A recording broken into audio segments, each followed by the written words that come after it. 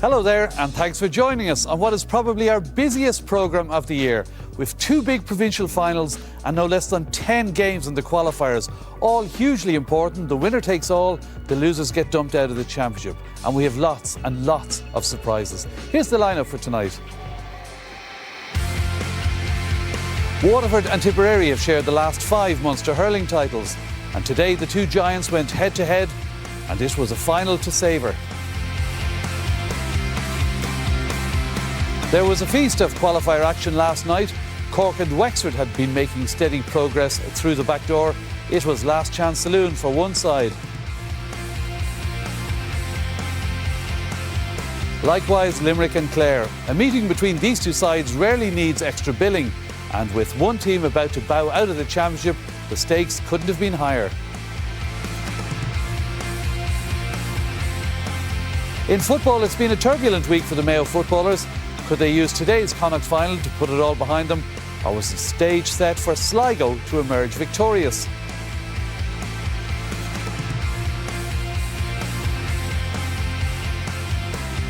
Yeah, and of course we'll have some great drama from the football qualifiers, and we'll clear up 1 or 2 big talking points. Well, all of that football action is coming up shortly with Kieran Whelan and Pat Spillane. But we start with a very tasty hurling menu, and joining us to give their opinions on it, we have, despite request to return to Kilkenny's hurling training after the Leinster final, we're pleased to say Eddie Brennan remains part of the Sunday game team, and beside him an All-Ireland winning player and manager, former Cork and Limerick boss Donal O'Grady. By the way, in case you're wondering, Eddie wasn't asked to go back to the Kilkenny team, just before we start rumours. Well, we begin tonight with one of the big events on the calendar, the Munster hurling final. Michael Welch running into it. There was Brendan Maher again, emerging with it eventually as Stephen Malumphey, kicking it into the forwards. Big one in there towards Gavin O'Brien, the 19-year-old. It breaks for Shane Welch, tries the first shot. The umpires look at it and they go to wave the white flag, the opening point. Just a minute and a half gone. Shane Welch getting his first score. Waterford lead. Sending it in there towards Milan, who caught it well. Goes for his second point for Waterford, and they get it. 2 chances, 2 scores. It's gathered beautifully by Pádraig Mahoney. Took it in his stride, up into the corner towards the youngster. Towards Gavin O'Brien, eventually it's Shane Welch. Hit away by Conor O'Brien. Corner back for Tipperary, waiting for it here is Philip Mahoney. Back into his brother Pádraig. And Pádraig lets it off and puts it over the bar. What a very good start by the Dacia.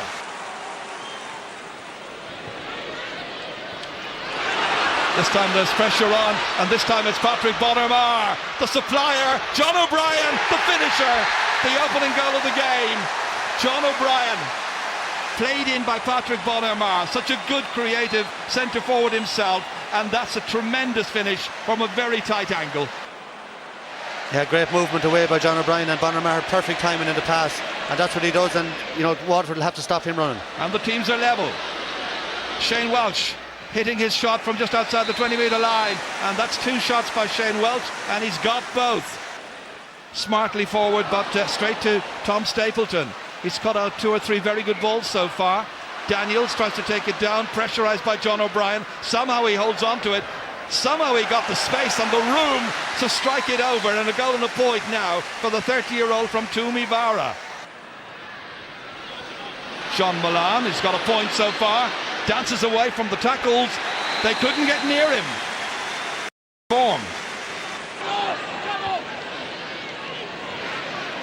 Here's another man who's always a potential match winner, and Pádraig Maher puts it over the bar from a huge distance out. Oh, poor ball, straight to Pádraig Maher, all the way down as far as John O'Brien, the goal scorer, after 10 minutes. Makes a better angle for himself, spun around beautifully, and he's another player in form. O'Mara goes after it with Daniels there. De La Salle player comes back to Bonner-Maher, switched across. John O'Brien's lurking with intent. He's a chance. Well saved. Stephen O'Keefe does really well. I think Tip are really, they're intent on going for goals. They could have maybe 4 or 5 more points on the board at this stage. It's taken up by Philip Mahoney to his brother Pádraig. And between them, they managed to get it up towards John Mullan. Suddenly he's in the clear. 3 men after him, however. And that's a brilliant finish by John Mullan. Right now the ball is in the middle of the Waterford defence, and once again it's picked up here by Tipperary, and a chance for them to put it over, and jumping for joy is Shane McGrath. Kevin Moran once again putting the head down, setting it out towards Maurice Shanahan. Just a few seconds left. Shanahan firing, hitting, striking it over the bar, and the teams are level for the 4th time, and the Waterford fans are much the happier. Anticipating is John Mullan. Made such a good start to the first half. That's a lovely inviting ball.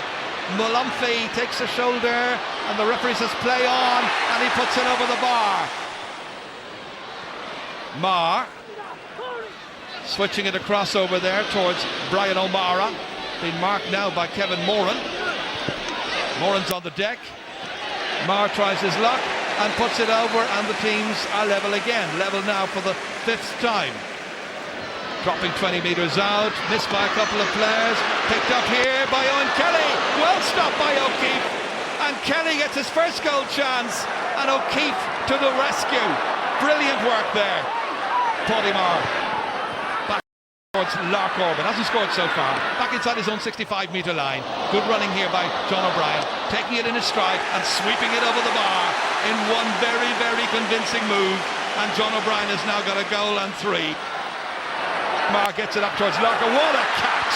Brilliantly done by Lark, getting there ahead of Tony Brown, sending it in. The last one he contributed was a point for John O'Brien. This time it's Owen Kelly. Stephen Daniels, Kelly's there, so too Liam Laura and Tony Brown, and Brown completes the clearance.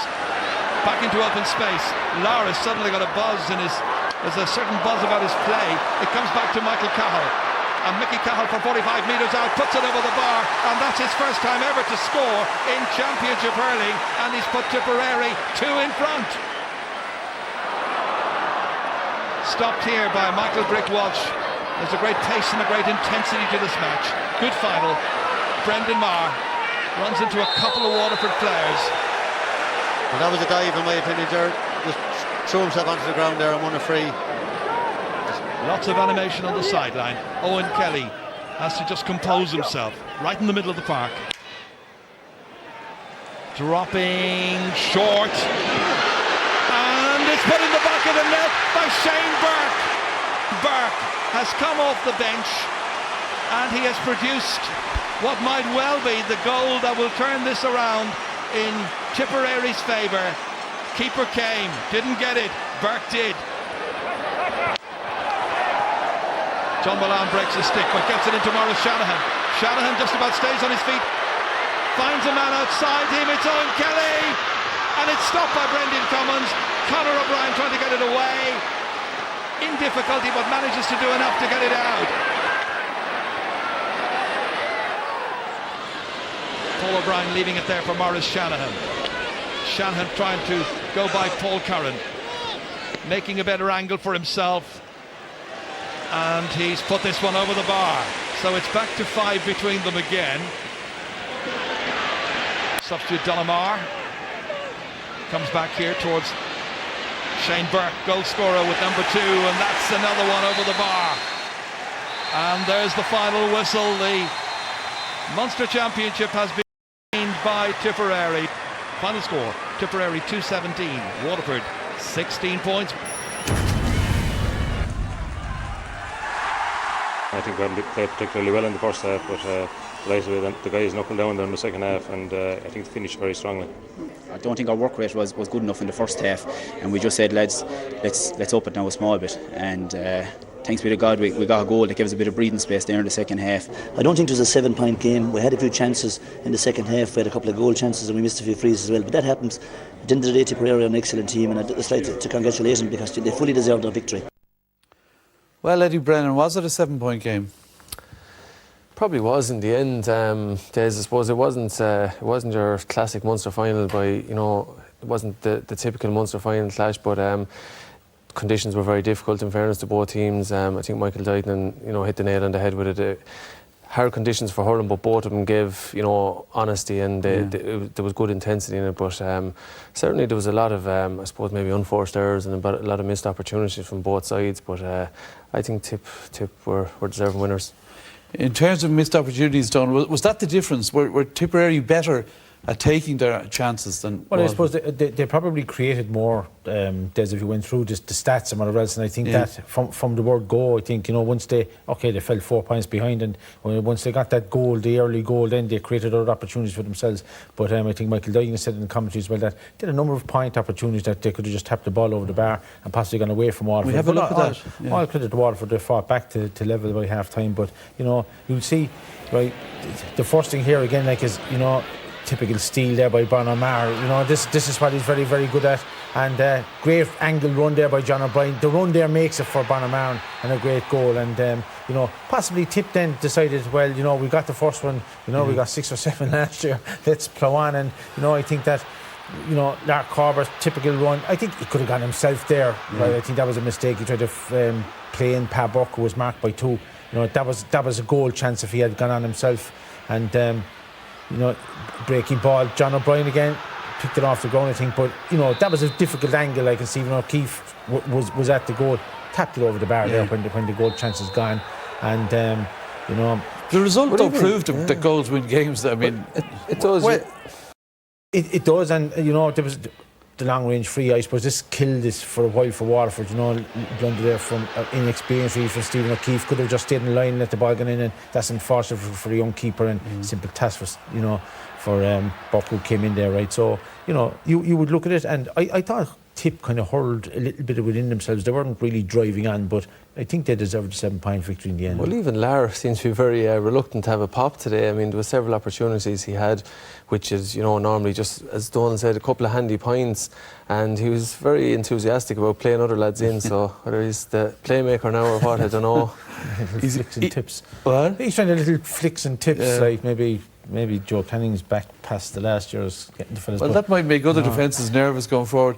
What about Waterford? They did have a lot of chances, Eddie. They did, yeah. I suppose when they look back on the match, 15 minutes out, I think the game was maybe slipping away from it, and Maurice Shannon maybe missed 2 frees, and Tony Brown, and we'll see the few misses here. And I suppose when they look at it, really, the match was definitely there. As Donald said, Tip kind of just done enough to keep the cushion there. Once they got the second goal, that was the difference. But Waterford I suppose they were trying to force the issue at this stage, and just this with Owen Kelly, I mean, it's a decent chance, but I mean, Brendan Cummins is the top keeper, so I suppose you don't want to be taking pot shots at him either. You either get in nice and close, or in them instances, I think if they had to have chipped away at the points there, I think there's every opportunity they'd have been very close. But this was a great opportunity, and so the one, when you look at Conor O'Mahony here, he has to step in on Maurice Shannon, and just a simple pop pass to Milan, and you put your mortgage on John to put that away. It was the one chance that probably was a better goal chance than the other ones they had tried to force. So I suppose for Waterford, they'll definitely look at it as a match.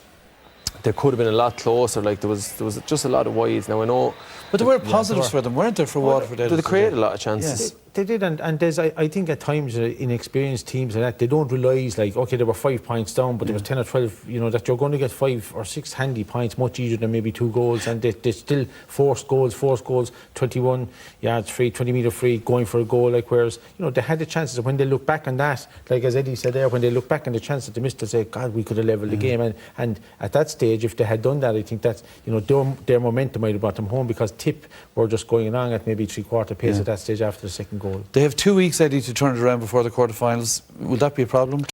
No, not at all. I think today probably took a lot out of the legs in the soft conditions down there. But they won't fear anyone. Waterford are typically like that. They'd have no problem taking on anyone. And I suppose a few of their, Pádraig Mahoney was first day back. He probably just wasn't quite at the pace, and a few more of them, as I said, just missed out on a few chances. They could have been a lot closer. So could they still be semi-finalists, depending on the draw?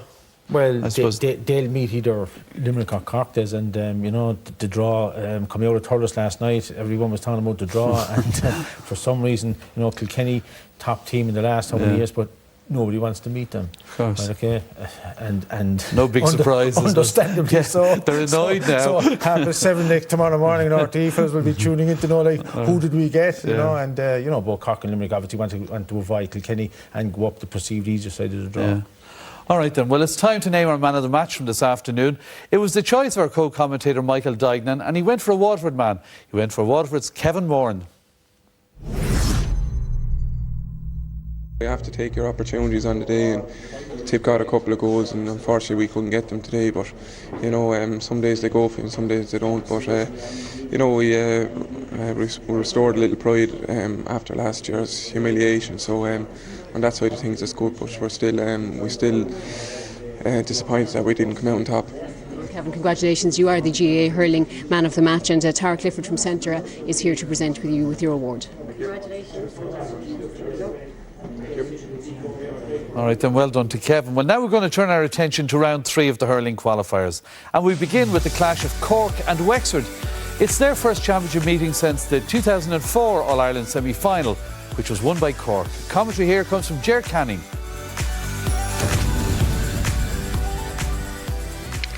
Big leap in the air, that was beautifully taken. Redmond now. Good looking shot. And David Redmond puts it over the bar and ties up the score at 2 points apiece. His first point of the match made possible by this huge leap in the air over there. Good possession won by Wexford, and that's a great shot from a fair old distance out. Here's Egan. Again, smartly in there as far as Luke O'Farrell, trying to round his man, who's O'Hanlon. It's good play. Finished beautifully. Well, Luke O'Farrell has shown a penchant for being able to get goals, and there's another.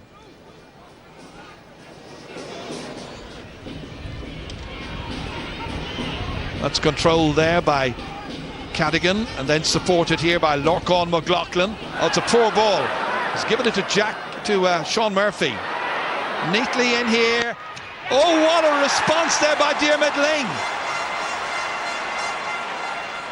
Well, this is the player who's playing in his 25th match today in the championship. Missed all of last year when he was away, but he's come back, and he's come back with a bang. And it's 1-2 to 1-2, and there are 14 minutes gone in the match. Cork have it back. It's Niall McCarthy again. Slipped in here towards Keane, towards Pat Horgan, in fact. Came out. It's going to drop short, and it's followed in there cleverly. And Luke O'Farrell's got another one. This ball from Pat Horgan, lobbed in there. The goalkeeper came out, should have got to it. He didn't, he hesitated, and it was flashed into the back of the net. 2-3 to 1-3. He's going to drop this one about 25 metres from the Wexford goal, down to Cian McCarthy. Kicking it inside. Luke O'Farrell's there, he's got 2 goals already. It's surrounded by Wexford players, tried to dish it off, and the referee has given a penalty for a foul.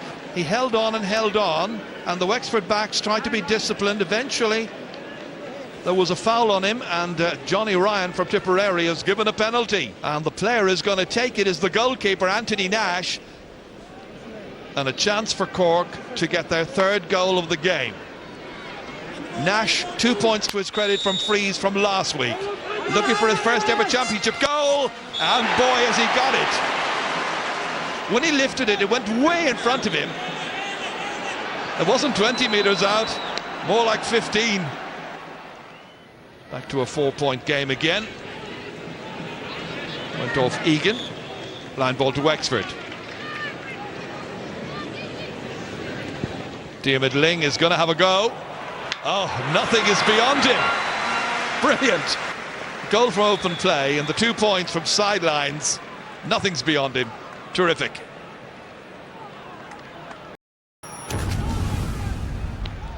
And under pressure immediately here, Shane O'Neill slipping the little hand pass down towards Lorcan McLaughlin. That was a high challenge by Diarmuid Ling.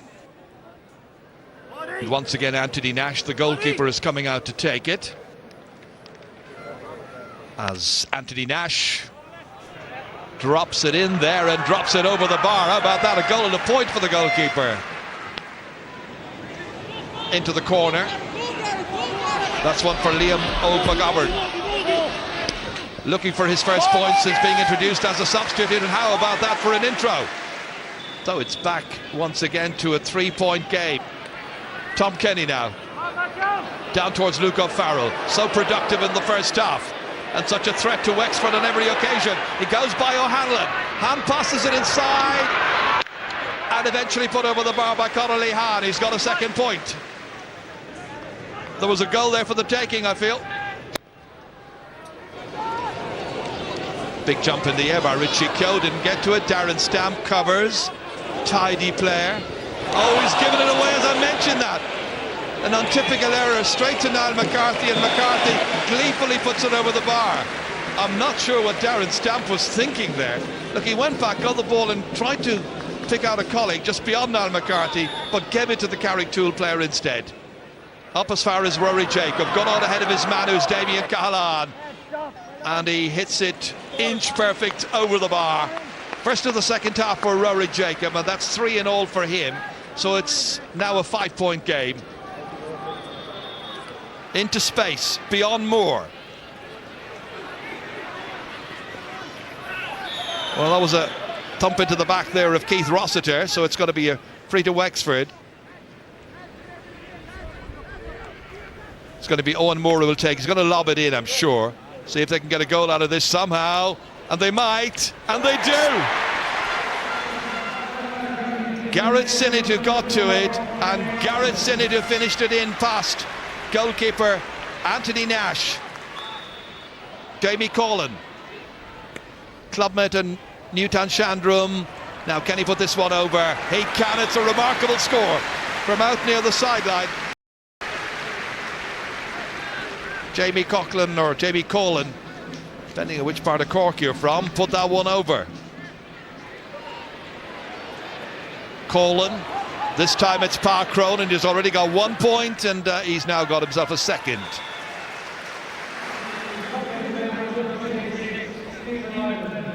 As Diarmuid Ling plays it in, just delaying the inevitable, I feel, as the referee blows his whistle, and it's victory for Cork over Wexford. Full-time score here, it's Cork 3 goals and 24 points, Wexford 2 goals and 17. We've been getting a bit of criticism for not getting goals, but in fairness, in the first half, Luke O'Farrell was outstanding, and when the chances came, they took them, and that's a boost for certainly, and we're very pleased about that. I suppose we gave Cork goal chances in the first half, and they took 3 of them and gave us an awful uphill battle for the whole game. And in the second half there, things were just Cork hit the ball, it was going over the bar, but that's what comes with confidence. But no, I'm delighted with our fellas the way they reacted to the 3 goals that went in, and it's upwards and onwards for Wexford. Yeah, probably tough times for Wexford hurling. Were Cork better all the way through, Eddie? They were, yeah. I think they were superior through the match. I mean, the goals ultimately were the difference. I suppose Luke O'Farrell is a fella that's, I suppose I'm a big fan of him. I think he's a good player. I think what he has is he's an eye for a goal, and he got 2 last night. The second one particularly very opportunistic, following it up, good play, and maybe a mistake by the Wexford goalie. But when you look at him, the 3-7 in the first half, the goals obviously, the penalty, a bit of a dubious call. I don't think it was a penalty, but however they turned around the second half, they had to put on a few extra lads, and they clocked up 17 points in the second half. So I think all in all, it was impressive enough with Cork. They're building every day. I think that their confidence is increasing every day they go out, and I think they're definitely moving in the right direction. But the first goal here, Luke O'Farrell, I think young O'Hanlon just hesitated for a split second. That was enough. Luke O'Farrell is fairly fast on his toes, and it's a good finish out of him. And this here is just, I suppose the goalkeeper really has to come and maybe take man ball and all, take everything in front of him, or But their work rate was good as well last night. They forced a few mistakes out of the Wexford defence. Yeah. What do you think of them, Don? Well, the game lacked a little intensity, Des. But once Cork got the 2 early goals, right, I think they were in the driving seat from then on. And as 17 points in the second half is very good scoring, but there wasn't a huge amount of pressure on them really. But you'd have to say Liam Dunson, I think Wexford fought away and they fought hard till the end, but they're a Division 1B team, and it'll take a year or two for them to get back on their feet.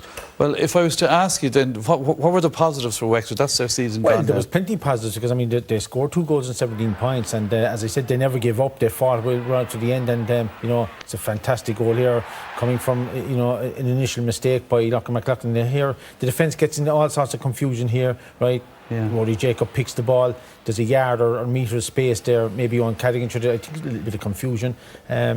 Sideline ball. Jack Guiney unmarked again. So catches and sticks it straight over the bar. So Wexford were forcing the pace that time. No, they were never going to catch up in Cork. But I thought the Cork defence, afford them a little bit of latitude here and there. Rory Jacob with another good catch, a turn and a strike over the bar. So I think that when Cork are looking at the video of this, they'll see that there were a little bit of slack here and there, and that's another goal there from Gareth Sinnott. High ball in. Yeah. Again, somebody should be at least up there and I won't say no manhandling him, but any fullback. That is what you're saying. Will be doing something just to prevent them winning the ball cleanly, and I think that's a feature of the game that they'll have to tighten up and not give any space. There was countless times that Wexford be a bit more cynical. I wouldn't say cynical. What would you say? I'm interested now. A little bit more. How will I say? I don't know. Is there any word? Take your time. A little bit of making sure the man doesn't win the ball. That's all about full-back play. You don't have to win it yourself. Just make sure he doesn't. I suppose you look at 2 balls went in there, edge of the square. Not too many caught him over the rock, or even I'd say Wayne Sherlock and lads like that. They got tight on their men, and that's something that Cork will have to brush up on further development. They're a young team. They're young. Cahallam was in full back last night, and I think Cadigan was kind of playing as a bit of a sweeper at times. And as Donald said, they maybe got their wires crossed, but to give someone that 2 or 3 yards under a high ball, Mick Jacob caught 2 of them, a very good one, uncontested, and that can hurt you on a bigger day. There's other days that would really hurt them. So that's something they have to. Is one game enough to learn about that before they go into the quarterfinals? Well, I think it is. It's really dead right. But as I said, Jimmy Barry Murphy said it there, and I think his attitude probably was, look, we had 2 matches, Offaly and Wexford. Cork, there was no real atmosphere. I think they felt coming up they were going to beat Wexford no matter how they played within reason, and they got there without expending too much energy. But they were over at Wexford from the front and from the throw-in. But these are areas that they'll have to tighten up. And if you come up against the likes of Tip or Kilkenny or the teams that are left there, and you give them that latitude, well, they're going to punish you. All right then. Well, we've much more to come on the programme, including the Connacht football final and 8 football qualifiers. But next up, it's the clash of those age-old rivals, Limerick and Clare.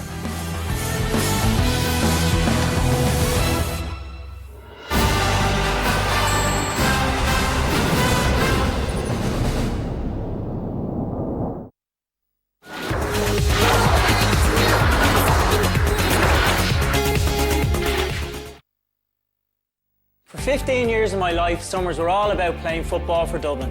Nothing beats that feeling of putting on the county colours and going out there to play a game you love, and a game that I'm still passionate about. That's why it's great to be writing about this year's GAA Championship for the Star, both as a footballer and a huge sports fan. For GAA Championship coverage with star quality, read Jason Sherlock, Gerlach Nan, Martin McHugh and Davy Fitz, only in the Star. It's Far and Star.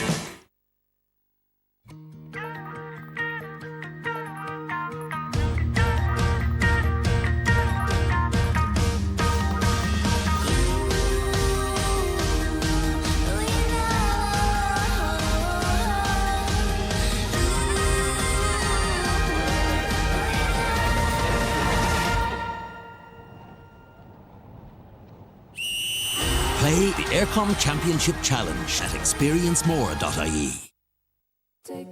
Take another look at the next motorcyclist you see and ask yourself, who's underneath? He's a dad. He's a brother. He's a son. He's an uncle. He's a best mate. He's for keeps. Now take another look at the fact that just under half of motorcyclist deaths and serious injuries are due to drivers. So take another look for motorcyclists coming from behind, or when you're turning right, or when you're coming out of a side road, before you have to take a look at this. Be bike aware. Take another look. From the Road Safety Authority. Hey, it looks like the neighbour's got Netflix. Netflix? It's this cool new service that lets you watch unlimited films and TV episodes instantly over the internet. Yeah, we can watch Netflix on our PC or on our TV. And Netflix is only €7 a month. Start your free trial today.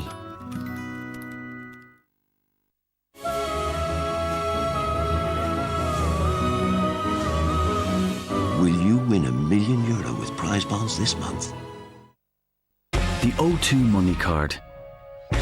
Put your money on it and never spend more than what's on your card. Use it anywhere you see the Visa sign, even online. When your money is gone, just top it up again. The O2 Money Card.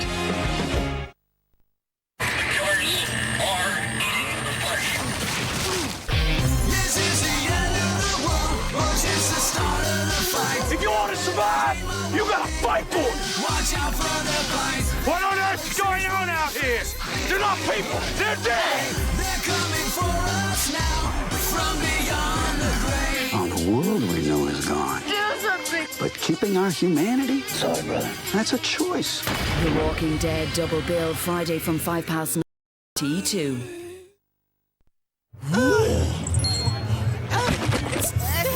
Centra, sponsors of the GAA Hurling Championship.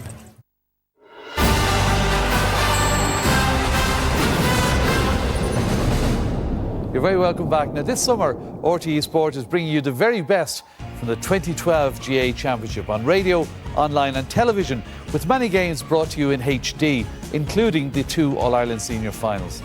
Now, tomorrow, Morning Ireland at 7:30 will have the draw for the All-Ireland Senior Hurling Quarter-Finals, and at 8:30, the 8 teams remaining in the football qualifiers find out their fate.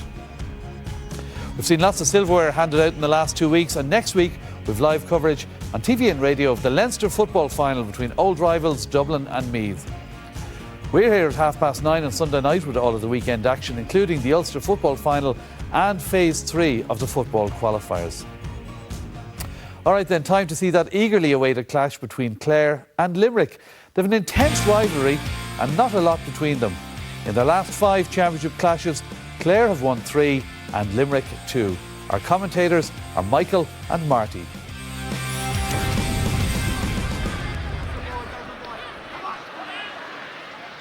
Hand pass back, far as Wayne McNamara.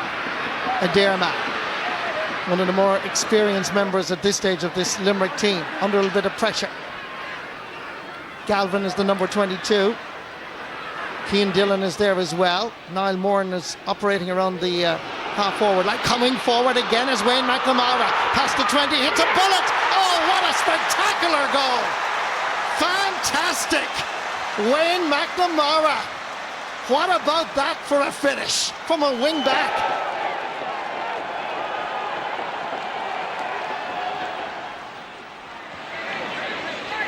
Great catch by David Breen. Won a Munster club with Pearse. Down far is Sean Tobin from Muro Boher. Cutting it inside to Niall Moran on the turn. Moran is a man on form. It's his second point of the match, and there's only 4.5 minutes gone. In the centre is Patrick Donlan. Played midfield during the league. Better suited at centre half back. Again, it's that man Aaron Cunningham that's on the turn. The umpires consult. Aaron Cunningham's first point in this third round qualifier. Coming out to gather is John Conlon on the turn. This looks pretty good. It's over the bar.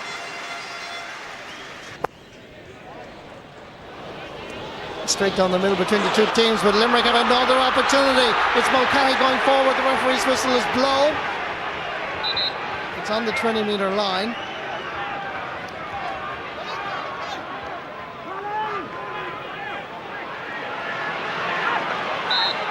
There's a buzz around Semple Stadium because this man may well go for it. Dowling stopped brilliantly along the line, and the referee's whistle is blown again, and tempers become a little bit frayed. There's a Bit of afters going on. This will give us a better view. Shane Dowling went for it, stopped along the goal line. The stroke there across Niall Moran as well. A yellow card for Cian Dillon. A yellow card for Niall Moran.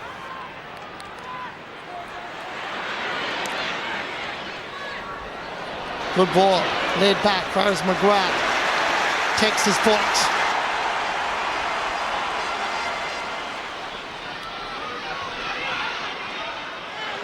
Ends up with Aaron Cunningham, hand passing it back. Fares Brendan Bugler. Couldn't be hooked, but he hit it powerfully with a short grip. He planted it over the bar. Still McGrath. Tries to get it back for Sean Collins. Good defending by Limerick. Walsh is there. And that's going to be a free for Limerick. Going for distance, no doubt. He's floating this one in. Dangerous ball. There is a connection and there is a goal for Limerick. The plan worked. Sean Tobin, he really got in the air very early and hung up there on a great finish.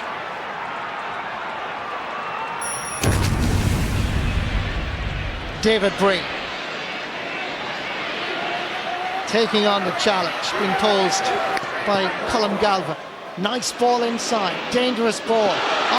Niall Moran, dispossessed by Nicky O'Connell, comes up to Limerick! Brilliant goal! Declan Hannon, superbly finished. We talked about direct ball in, fortunate enough the way it broke to him, but Declan Hannon coming through in a low ball to the net. Gavin O'Mahony cuts this one in.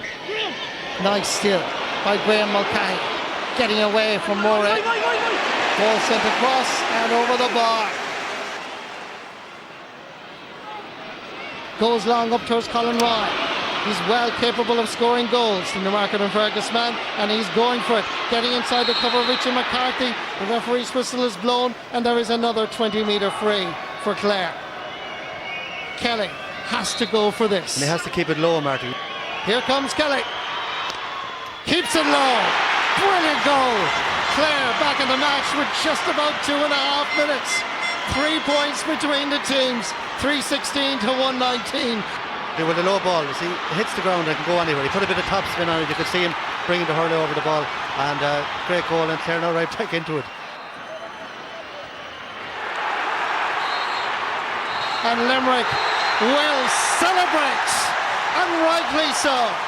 They were not going to go down to their arch rivals and neighbours down the road for the 5th occasion in 2012. But most importantly, at the end of 72 minutes in Semple Stadium, Thurles, this is the scoreline. Limerick 318, Clare 120. That was a championship game in the real sense of the word. It was nip and tuck. But you know, at the end of the day, I suppose we got 3 goals, you know, and like there's no doubt about it that if you get 3 goals, you're probably going to win, you know, and that's how it turned out. Probably the goals, I think, are a killer, you know. We can see that I would think definitely 2, maybe 3 even soft goals that we should be better able to defend than that, you know. But in saying that, Limerick were totally in control in the second half, and they deserved their win without a shadow of a doubt. Yeah, it's a great boost for Limerick, Eddie. Yeah, huge boost. I suppose there's been a nice little rivalry gathering between them over the years, obviously, but this year alone there was a couple of great battles in the league where Clare would have turned around a big lead and won it back. So I suppose the momentum maybe was in Limerick's favour this week, and I suppose Clare had a big match last weekend as well, so they've done really well to turn it around in the space of 6 or 7 days. I mean, you know the Limerick lads and the Limerick setup. Are they coming on and progressing in your view? Well, they have a certain amount of talent up front, Des, you know, and they've good goal scorers there, right, as they showed last night, because you know, it wasn't a case of that, you know, apart from the way McNamara goal that he went through, you know, they have this capacity to get goals, and just the one from Sean Tobin, and when Clare will look at that again, they'll feel somebody should have blocked his run or contested with him, and Declan Hannon here peels away, right, and when the ball is knocked across, you know, fantastic goal. But he's a great talent. Knew exactly what to do, and Niall Moran gave a man of the match performance. You know, 5 great points off his left and off his right, and he's been a fella who's, he's done that with Limerick over the years, and has come in for some criticism at times, but justifiably won man in the match last night, and they'll be thrilled, and you could see the crowd stayed on the field after the match, and it meant an awful lot to them, and a bit of momentum going now. Yeah, and it's John Allen comes across as a nice cool, but he was very animated after the match, running around hugging people, so you could see then there was a lot of pressure on them, and I think Davy Fitz summed it up well. Limerick were in control in the second half, and the goals gave them that cushion and confidence to go on and win it. Having said that, from the chat we were having, you were impressed with Clare too. You think they've I think a lot far going this year, I suppose, look, Davy's first and foremost task this year was to get him up into 1A for the league, and they achieved that, and obviously after that his target would be the Munster final, and they fell a little bit short in the Munster final and the league match against Kilkenny. But they've been showing plenty of signs of positive. He's not afraid to move the team around. I think they found their best half-back line. Their best half-back line was in place probably last night. Brendan Bugler, Pat Donlan and Nicky O'Connell. But Brendan Bugler has been very consistent with him this season. He's probably one of the more senior players, and that was an excellent point. Pat Donlan as well here, a Shawnee McMahon kind of point as well, bursting out of the defence, and that's a real, leadership of the highest order shown by him there as captain of the team to burst out. And up front as well, they showed some good signs as well. They have a lot of young minors coming through from their two minor teams over the last 2 years, 21 All-Ireland in 09, so it's just a bit of cuteness now, a bit like Cork, they're developing. They had a good goal chance there, so I suppose it's just to learn from the mistakes, to polish up the little bits and pieces. I think all in all, Davy will ultimately be quite disappointed, but I think they will look forward to a good club championship build for next year.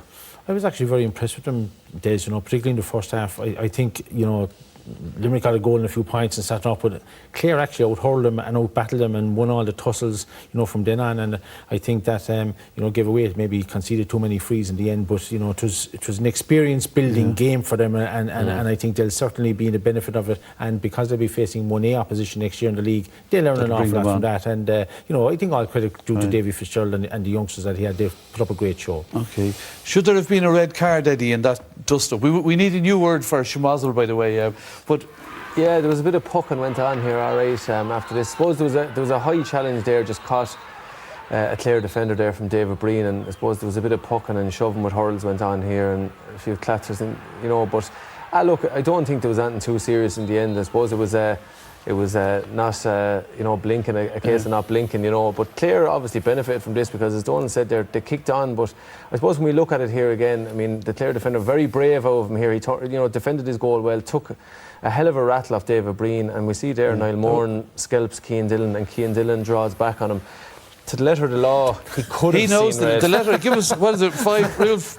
Aggressive fouls, category 5. Right, okay. I've seen a lot worse. I've seen a lot worse go unpunished. But yes, but is it a red card offence? Well, according to the rule book, it is, Des, but it's not implemented. I mean, the thing is that I think actually Brian Gavin handled it very, very well yesterday. I mean, the thing is, he waited till it settled down. A lot of the stuff was only pulling and dragging, and he got the two main culprits in the end. I suppose David Breen came in with a shoulder, knocked Donald Dunham, who was very cute, turned his back and covered the ball very well. And I think that the game went on without incident after that. And it was a great game, and I think a sending off would have spoiled. That would have sullied it, without doubt. Brian Gavin, I think, is clever enough there. He's experienced enough. He took a few seconds there to gather his thoughts, and the usual, when the bit of pucking like that starts, 2 yellow cards seems to settle it down. But do you know what intrigues me, and it's a debate for another night, that in hurling you don't get as many sendings off for Schmozzles, dust-ups, as you do in football.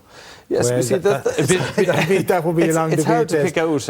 It's very hard to pick out, two individuals out of that. I mean, unless it got really nasty. Right. And I don't think it was in the general gist things. I'm sure Brian Gavin has seen it all before. I think, in fairness to Brian Gavin, he went in and consulted with the umpires, not just on that occasion, but any time that there was any sort of doubt about frees, Gavin O'Mahony picked the ball up for the semi-penalty, or for the free that Tony Kelly took, and he went in, consulted with it, and cooled everything down, and they made a decision rightly, and I think he gave a good respect. Okay then. All right, praise for the referees, that's good. My thanks to Donald and Eddie for joining us for now, but the hurling season is really hurling up with some great weekends ahead.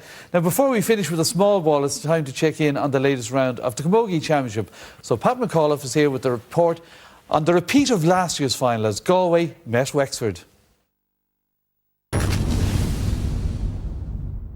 Kenny Park at Inroy was the venue for the meeting of the All-Ireland finalists of the last 2 years. And it was hosts Galway who got a lightning quick start.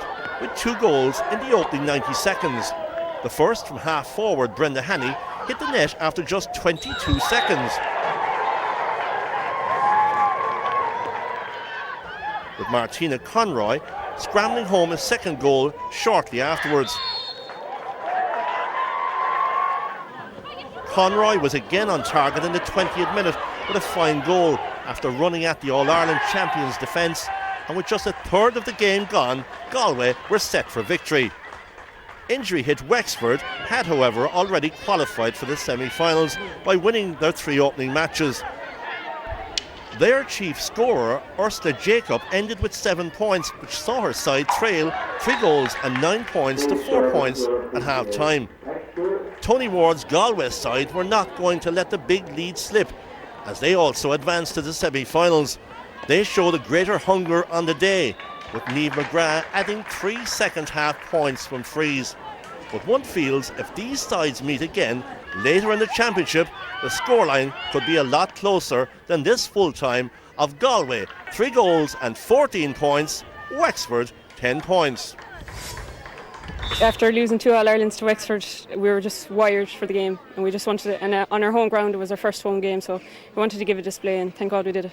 Second half was a huge improvement, and I think we outscored them 6 points to 5 in the second half. But the game was over, effectively over at that stage. But it's not always easy to we've been here twice now, and we've been beaten twice, and to beat us at this stage last year as well. So we just have to lick our wounds and get on with it. You can't help thinking they might meet again. There were wins also yesterday for Tipperary and Cork, while Dublin drew. But the results mean that Galway and Wexford are already through to the semi-finals. Well, it's going to be football all the way now. Kieran Whelan and Pat Spillane are here as promised, and you're welcome, lads, but we're going to get straight into it and start with the big game of the day, the Connacht final between Mayo and Sligo. Now, Mayo are bidding to win back-to-back titles for the first time since the mid-90s, while Sligo are seeking only their 4th ever provincial title. Watching the action at Dr. Hyde Park was Marty Morrissey.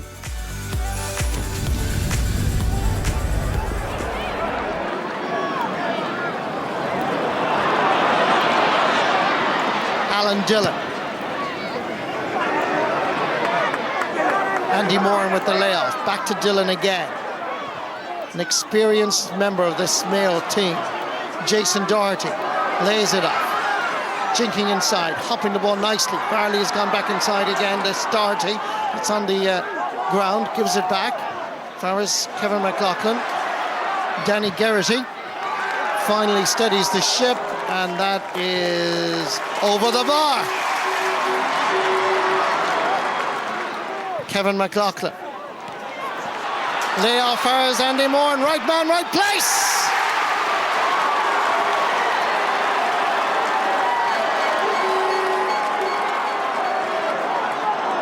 Well, if we look at the replay again, the layoff from Cillian O'Connor in the judgment of the referee was an illegal pass.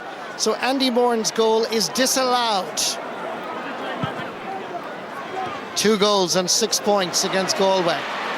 And again, you get the excitement when Kelly has it. They love the gooch in Kerry, but they love David Kelly in Sligo because he is their gooch. Nice ball over first, Paul McGovern.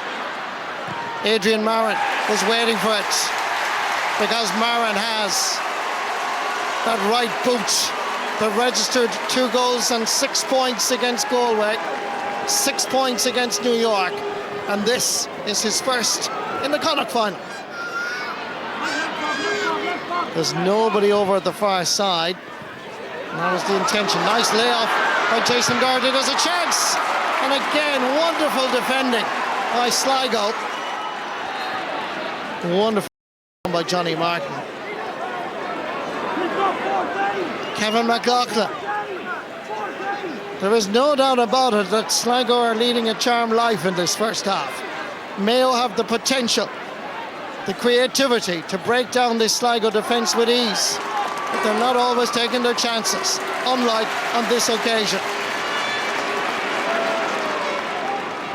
Vaughan laid it off. The finish, excellent. Breaking ball goes back for Lee Keegan. Moran goes long to another Moran. Andy Moran. Castlebar Mitchells to Ballaherderain. And the Mourne factor is crucial. 1 point between the teams. Great catch by Barry Mourne. It was he that kicked it in to Andy, his captain. And the Mournes get a little bit closer for their county. Pass is there. The chance has arrived.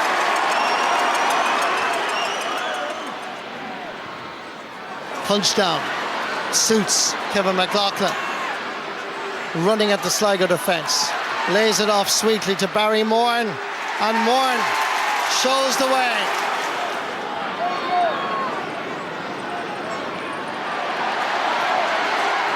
Great atmosphere now. Mark Browning passing the Mayo 45. Looks around, decides the best option.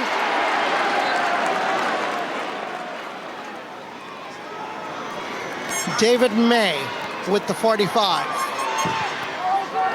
Hits it well. And it's over the bar.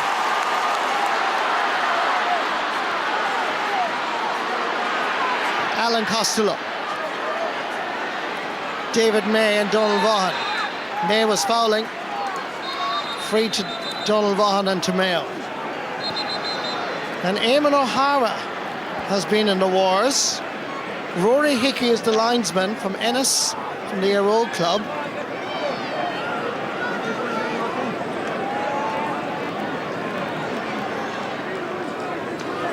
A yellow card for both of them. Kick out.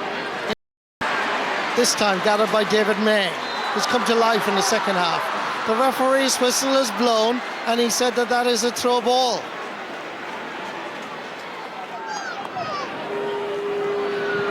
Was this a throw? Difficult to see from that angle. Meanwhile, there's a chance here. O'Shea takes a shot off the left boot and over the bar. Good score by Aidan O'Shea. Ball is sprayed over towards Andy Moore. Little slip from Johnny Mark, viewed, I'm sure, by the referee as accidental. Aidan O'Shea flicks the ball forward. There's a chance here. Hits it brilliantly. Is it there? Yes, it is. Andy Moore, Aidan O'Shea, Colin Boyle. 3 quality footballers. His substitutions make a difference. Possession now is crucial. Aidan O'Shea, so difficult. Was that a throw ball? Sligo players protest. Doesn't matter a hoot to Lee Keegan, he's going forward. What about the finish? It's over the bar! Saw the space, survived the tackle and hit it beautifully. Referee, is he going to give a free? No, Brenny still goes forward. Is there a free? Ball comes loose and the referee blows the full-time whistle. It is Mayo's title. Heartbreak for Sligo, but it took a lot of passion. It is Mayo's 43rd Connacht title. Full-time score, Mayo 12 points, Sligo 10. You know, we haven't played a competitive game in a long time, and maybe some of the rustiness early on showed that. But we kept at it. We made a huge amount of mistakes, but kept plugging away and had confidence in ourselves. And you know, brought on a few subs towards the end. Everyone pulled together, and we got over the line. The game was in the melting pot of the likes of maybe David May came out and won a very good ball there and was pulled for a hand pass, which was a throw. Now maybe it was, I don't know. It was frustrating at the time, but it was a huge call for us as far as I'm concerned. But I must analyse that again. I didn't think it looked any much worse than what 4 or 5 passes were after that. But look, that's life. It's unfortunate. We have to take it and move on. Considering the media hype and the way Mayo were in the eye of the storm unwittingly during the week, I'm sure you're happy to have the Connacht title and that case shut. Yeah, it was bizarre to say the least, but thankfully it didn't affect the team in any way. It was one of the best weeks training that we've had. There was a lot of happy guys and it was a happy camp, and you know, you saw some of that there today, the way they pulled together, and it was a real team win today. You know, no one really stood out or no one shone, but we had guys that came off the bench and were delighted to get a chance to do a job. So look, we're delighted with that. Were you surprised with Conor Mortimer going public during the week? Did that upset you? Didn't upset me. Could have done without it, yeah. But it's to me it's too crazy to believe. But look, it doesn't make any difference now. We have a Connacht title in the bag, and we're looking to move on. That's a reasonable response to the week he had. Yeah, I think so, Des. It was obviously a difficult week from, I think, Conor Mortimer's timing of his retirement, to pulling out of the panel, was, I think he looked back and he probably regret it. I think every footballer eventually comes to a time in their career where they're left on the bench, and you know, there's 29 lads in that squad that have put a huge effort in since January, and you let them down this week. This was a reaction of it. You get on with it. This was like the reaction of a young lad not getting a bar of chocolate, and he went in a sulk. He didn't get on the team. He sulked. No one player, and certainly not Conor Mortimer, is great in the team. And I felt that he was ill-advised in leaving the panel. I felt that the statement from the panel was from his family was very ill-judged and a bit stupid and silly, to be quite honest with you. Now, did he deserve a place? I think on the form I saw him playing during the league, he probably did. But look, James Horan knows what's happening in training, and you pick the team based on what's happening in training. So I think, you know, in a way, there's always, when there's disunity and little splits like that in the camp, it creates even greater unity, and you saw that today. Mayo fought for one another and fought as a team. Nobody can deny what he's contributed to Mayo football. He has been one of their top quality forwards, but you know, I thought the statement during the week was cringeworthy to a certain degree, and you can talk about scoring 8 points in the league, etc., but it takes 15 players in the field to get those scores, not just one. Fairness, sometimes people get approached to speak and they get asked by media, and maybe that was in fairness. Look, he's not a young lad. He's long enough on the road. You know, he's been an excellent servant for Mayo football. He owes nothing to Mayo football, but blasted, he would have a major contribution to make before the championship was out. And I think he probably would have came on today. Mayo needed him in the second half. They brought on Michael Conroy, and he probably would have been. And every manager has a philosophy, and you know, whether he doesn't fit James Horan's philosophy, but he might see him as an impact sub. He might see him when the game opens up that he can come in and get scores, and you have to be prepared to buy into that. Okay, well, that aside, let's talk about the game then. You didn't enjoy the game, Pat? Well, 23 or 4,000 was a great crowd. There was a great atmosphere, and it was enthralling and it was entertaining in certain spells, but it was a poor game of football. It genuinely was. You felt it was too negative? I felt it was. I mean, it was two teams who carried out the philosophy of their managers, and the philosophy was negative, safety first, you know, defensive minded, putting the bodies back behind the ball, hand passing the ball to it. It was all about stopping. It was all about defensive. And there was no plan B, attacking plan. I mean, you look at the scoring today, Des. 2 forwards scored for Mayo. They got 3 points between them. Sligo's forwards got 3 points from play. I mean, that's 6 points from play from what is it, 15 or 16 I understand forwards. but just briefly on that, and you say plan B. Last week when Clare didn't do that against Cork and they went man-to-man, you kind of said they were aegis, which was very harsh. Yes, but at the end of the day, the bottom line is at the end of the day, it's great to have. You look at the team management. Team managements now are filled with strength and conditioning guys, fitness coaches, psychologists, performance coaches, defence coordinators. There's no attack coach. And at the end of the day, the bottom line is games are still won by the team who can outscore the opposition, and in both instances today, neither team had a plan to outscore the opposition. Bottom line, look, Sligo had a strong wind in the first half, and they did more hand passing in the first half with the wind than in the second half. That's kamikaze stuff, this. Okay. There were a couple of big talking points and controversial points, Kieran. Goal and a disallowed goal and a disputed point. Yeah, and they're both crucial. They came at important stages of the game. The goal in the first half and the point, particularly in the second half. You know, there was hand passing an issue twice. So take us through it. In terms of obviously the hand pass was the goal in the first half, but you know the rules are obviously, they changed the rules last year. We had a lot of debate a couple of years ago. You can now pass with the open hand as long as it's an underhand strike intent or and with the the issue fist. was Cillian O'Connor's pass to Andy Morton. Was it legal or illegal? Not legal. Was it an open hand underarm strike? Okay, and let's have a look at it. I think it's a bit harsh. I don't think referees are making these calls on a consistent basis. I think the ball goes in. He does hand pass the ball. Like for the referee, if you look at the referee, he had here, a good view. The referee indicates that he throws the ball, and that's what. Did the referee actually call it as a throw or as a hand pass? Personally, I think it's a harsh call. I think I would disagree with you. I think there's referees sitting at home tonight, all the referees. I'm rest assured that 80% of them or 90% wouldn't have made that call today. This was the more controversial point in my instance. Colin Boyle's point, the teams were tied at 9-9. Was this over the bar or under the bar? And if you look very, very closely, the ball is right above the post. So to score a point, the ball must go between the two posts. Did that ball go between the two posts? No, it didn't. And it was very, very crucial because remember, it was 9-9 at the time. But it meant then Mayo put on another score. Sligo were 2 points behind. And then for the last couple of minutes, Sligo had to get a goal. Where instead of having to get a goal, they should have been looking for an equalising point because that should have been disallowed. Do you think it was a point? I think it was just marginally wide. I think, you know, I don't think it was a point. It was swings and roundabouts from Mayo perspective. You know, they didn't get the goal. But briefly on the hand passing, Briefly on the hand passing, I think the referee got it right. But the problem about it is there's an a la carte interpretation by referees to hand passing. There was at least 10 worse incidents of illegal hand passes that were never pulled up. That's my point. Within the context of the rules, but he was right. But that's not been done on a consistent basis by referees, and a different referee would make a different call. And that's it's frustrating for players. All right then. Well, it's time now to reflect on the hectic schedule in the football qualifiers. Lots to get through. We begin with the big clash yesterday between Roscommon and Tyrone. Mickey Hart's team had knocked Roscommon out of the championship last year by beating them in the qualifiers, but their chances of repeating the feat suffered a blow before the throw-in as Stephen O'Neill was ruled out because of injury. He was replaced by Johnny Lafferty. Roscommon were full of confidence after their win over Armagh 2 weeks ago, but it was Tyrone who made the better start with the aid of a strong wind. Joe McMahon opened their account in the second minute. It took Roscommon 12 minutes to get their first score. They had some very good possession, but it took Cathal Craig to show his forwards the way.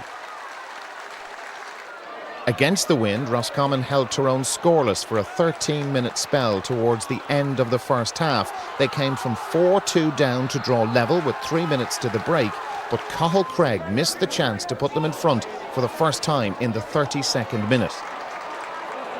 In the very next attack, Owen Mulligan seized the chance to put Tyrone in front again, and they added 2 more before the break to lead 7 points to 4 at half-time. Tyrone, against the wind now, made the best possible start to the second half. Centre forward Mark Donnelly was fouled and Rory Hickey awarded the penalty. Peter Hart sent Jeffrey Claffey the wrong way and Tyrone were in business.